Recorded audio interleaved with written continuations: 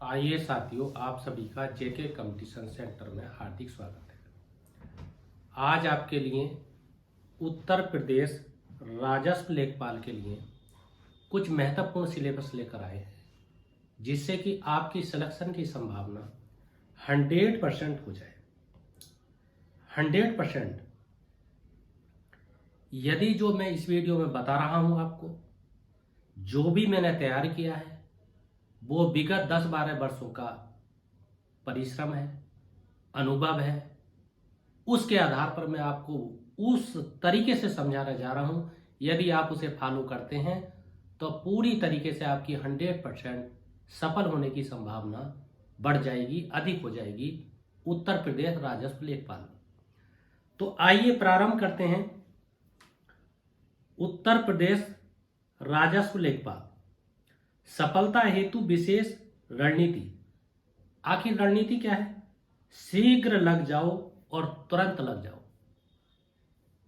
Syllabus देखते हैं पहले। सामान्य हिंदी 25 सवाल, सामान्य ज्ञान 25 सवाल, सामान्य गणित 25 सवाल और सामान्य रीजनिंग 25 सवाल। इनमें से आज हिंदी के बारे में जिक्र करते हैं कि हिंदी में 25 में से 25 कैसे लाई जाए, 100% कैसे सफलता प्राप्त की जाए।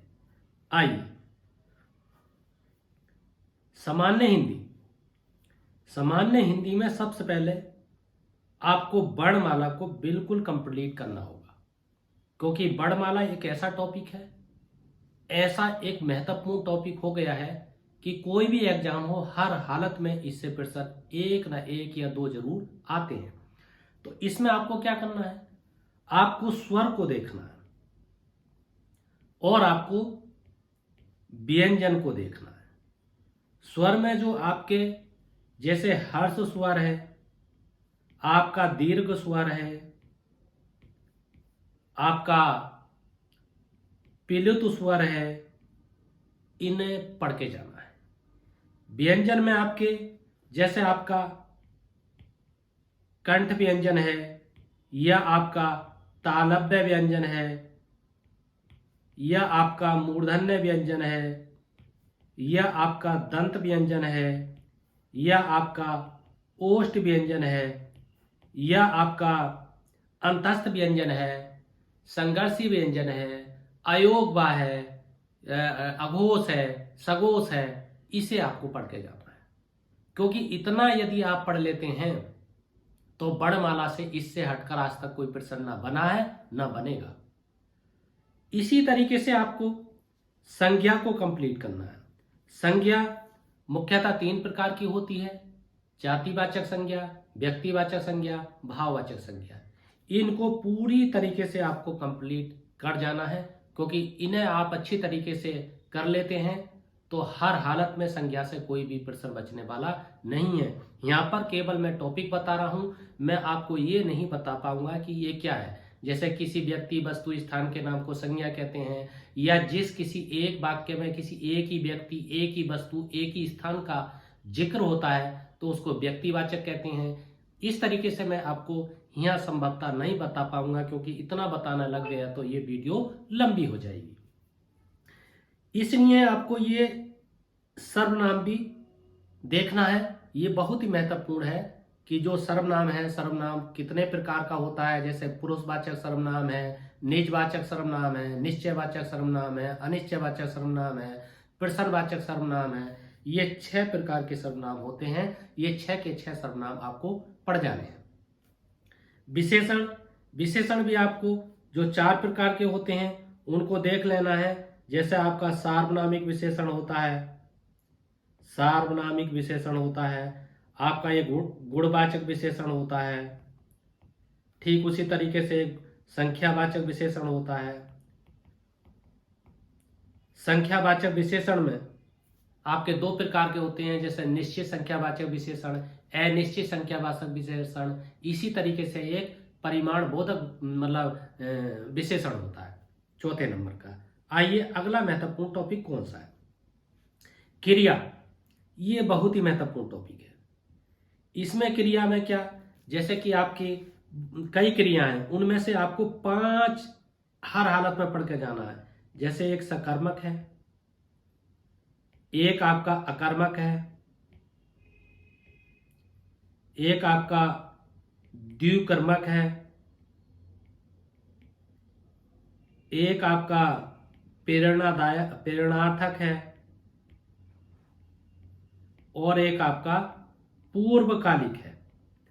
आज तक इनके अलावा कोई भी प्रश्न बना नहीं है। 90% इन्हीं में से आता है।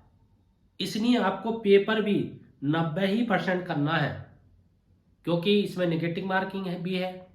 अगर आप 90% करते हैं, वो कट पट कर आपके 85% होते हैं, तो हर हालत में आपकी सफल होने की संभावना 4 गुना हो जाएगी। कारक को आपको पढ़ना है। कारक में आपको जैसे कर्ता कारक है, कर्म कारक है, संप्रदान कारक है, अपादान कारक है, इस तरीके से जो पूरे जैसे संबंध कारक है, संबोधन कारक है, पूरे कारक आपको पढ़ के जाने हैं। इसी तरीके से आपका तत्सम है और तद्भव है। तत्सम और तद्भव शब्दों को आपको पढ़ के जाना है। इन्हें पूरी तरीके से ध्यान रखना है। ठीक उसी तरीके से आपको पर्यायवाची पढ़ना है। पर्यायवाची में जैसे कि आपके गंगा के हैं, जैसे आपके नदी के हैं, जैसे आपके जल के हैं, जैसे आपके चंद्रमा के हैं, जैसे आपके दुर्गा के हैं, जैसे आपके शंकर के हैं, जैसे समुद्र के हैं।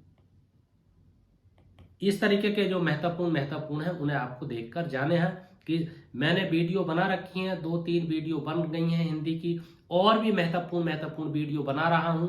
पूरा क्लियर करा दूंगा जब तक ये एग्जाम होगा। एक भी प्रश्न अगर आप पूरी हिंदी देख लेंगे तो बचने वाला नहीं है। विलोम शब्दों को आप कंप्लीट करना है। उपसर्ग आप जानते ही हैं, जो किसी शब्द के शुरू में लगते हैं वो उपसर्ग होते हैं, और जो शब्द किसी शब्द के अंत में लगते हैं वो प्रत्यय होते हैं। इन दोनों को देख के जाना है। आइए अगला महत्वपूर्ण टॉपिक, संधि। संधि आप जानते हैं, एक स्वर संधि होती है, व्यंजन संधि होती है, विसर्ग संधि होती है। इनमें से स्वर को पढ़ना है बहुत ही 80%।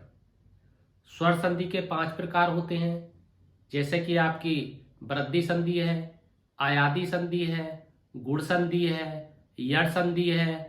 इस तरीके से आपको इसे पढ़ना है। समास बहुत ही महत्वपूर्ण, इसको भी पढ़ना है। समास में आपका जैसे द्विगु समास है, अव्ययभाव समास है, द्वंद्व समास है, कर्मधारय समास है, बहुव्रीहि समास है। इसके बारे में आपको पढ़ के जाना है। अशुद्धियां आपको देखनी है, और अशुद्धियां किसकी देखनी है?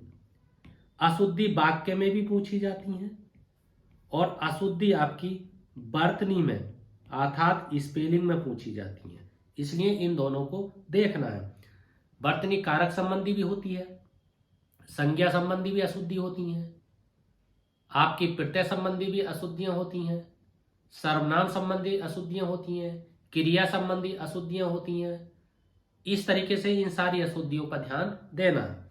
वाक्य क्रम आपको देखना है कि वाक्य का क्रम क्या है, कौन सा पहले आएगा और कौन सा बाद में आएगा, कौन सा अक्षर पहले आएगा और कौन सा बाद में आएगा।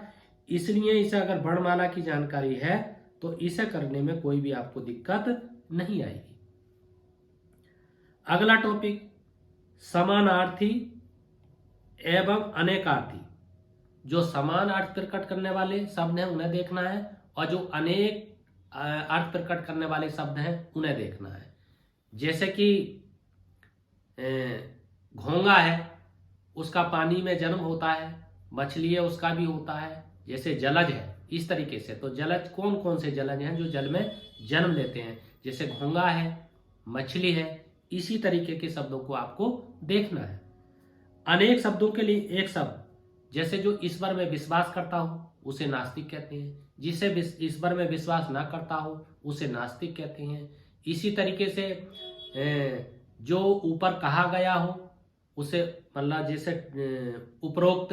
इसी तरीके से जैसे कि जिसे गोद लिया गया हो, दत्तक, जिसने किसी का मतलब दया ना हो मन में, तो निर्दय, इस तरीके के बहुत सारे शब्द, अनेकार्थी शब्द होते हैं, उन्हें आपको महत्वपूर्ण तरीके से ध्यान में रखना है।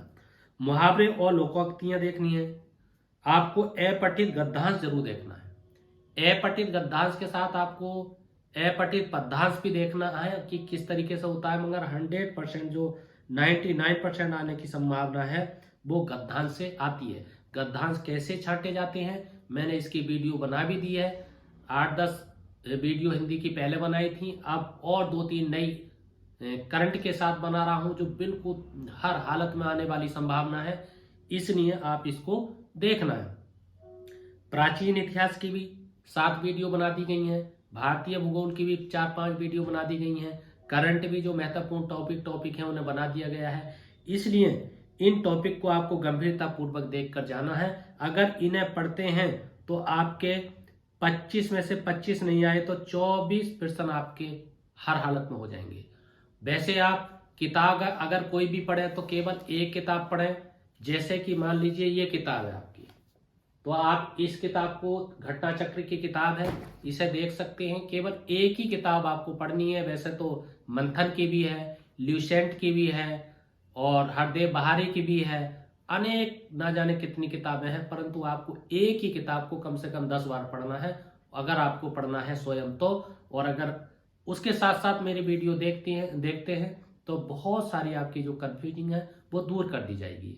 आपको इस नौकरी के लेने के लिए अपने अंदर एक जुनून प्रकट करना है, अपने अंदर एक ताकत प्रकट करनी है, अपने अंदर एक हौसला प्रकट करना है, अपने अंदर हर हालत में हर चीज को इस तरीके से डील करना है कि जो कोई भी प्रश्न छूटने ना पाए, क्योंकि जुनून से बड़ा कुछ नहीं होता है। इसलिए आपको अपने अंदर जुनून पैदा करना है, अपने अंदर ताकत पैदा करनी है, अपने अंदर ऐसा आत्मबल प्रकट करना है जिससे कि एग्जाम कोई भी हो, लेखपाल के एग्जाम के लिए आपके पास अभी काफी टाइम है। इसलिए हर हालत में आप सफल हो जाएंगे, क्योंकि कोई भी लक्ष्य मनुष्य के बड़ा नहीं होता, हारा वही है जो दिल से लड़ा नहीं होता। आइए साथियों, अगर आपको ये वीडियो पसंद आई है तो इस चैनल को सब्सक्राइब जरूर कीजिए, लाइक जरूर कीजिए, कमेंट जरूर कीजिए, शेयर जरूर कीजिए।